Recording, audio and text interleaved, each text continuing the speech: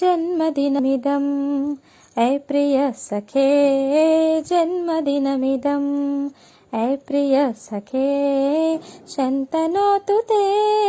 सर्वदा मुदं शन्तनोतु ते सर्वदा मुदं प्रार्थयामहे भवशतायुषी प्रार्थयामहे भवशतायुषी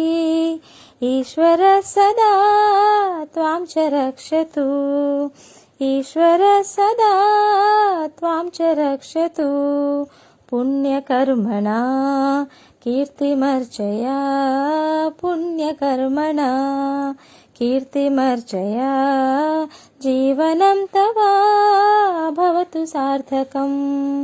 जीवनं तव भवतु सार्थकं भवतु सार्थकं भवतु सार्थकम्